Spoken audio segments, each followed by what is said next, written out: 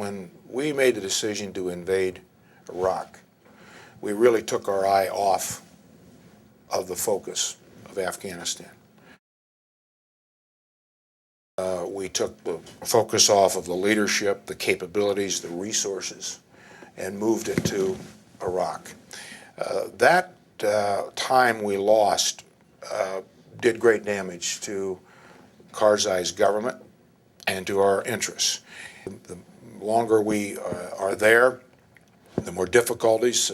Obviously, the occupation dynamic of what is perceived by the Afghan people as America and NATO allies being occupying powers, which they have a long history of that, which is not a happy history.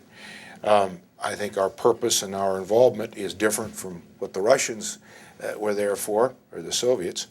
But nonetheless, it's the perception of the people. How long we can sustain that, I don't know. I think we're in a lot of trouble in Afghanistan. I am often accused of many things, but one of the more imaginative is that I'm unpatriotic and not a real American, but more to the point, I'm a disloyal Republican. And when someone accuses me of being a disloyal Republican by not supporting the president or even daring to question the president on Iraq, that implies that this issue, Iraq, is a partisan issue. Now, the fact is we are in a high state of partisan paralysis in Washington, and over this issue as much as any one issue. And I don't think it helps when either side, when the majority leader in the Senate, my friend Harry Reid, makes comments like, well, we're going to pick up more seats next year because of this disastrous policy of Bush's. That's not the way to lead the Senate. This is far more important than political elections.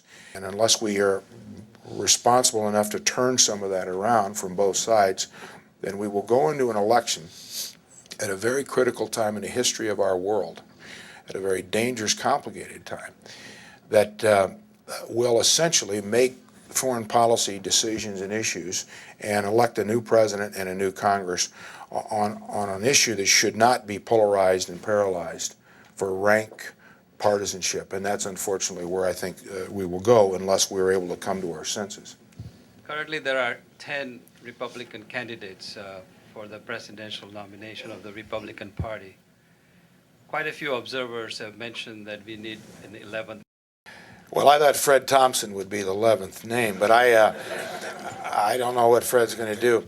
Well, thank you. I will make a decision here in the next few months as to my political future. I have to decide something, whether I intend to stay in the Senate and seek a third term, or I would offer myself as a candidate for president somewhere along the line if I have enough to say and if I could make a contribution and if there would be a fit for someone like me. I don't know.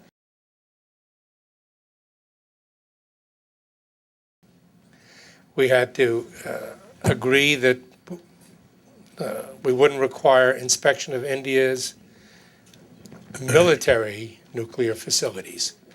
And de facto, we had to accept Pakistan's nuclear capability as well. Is this worth the trade-off? Bless, I think it was. It's imperfect. It had a downside. I thought we got far more out of that deal with India, whether it's the commercial economic side, and we gained considerably there. But it also gives us, for the first time, some real ability to work on the inside with the Indians in their nuclear area. Yes, it's civilian, but it also gives us some leverage we didn't have. So what's the option? Are the Indians going to give up their nuclear capability because we didn't do the deal with them? I don't think so. Like always, these imperfect situations, we work it from the inside. We work it bilaterally as well as regionally.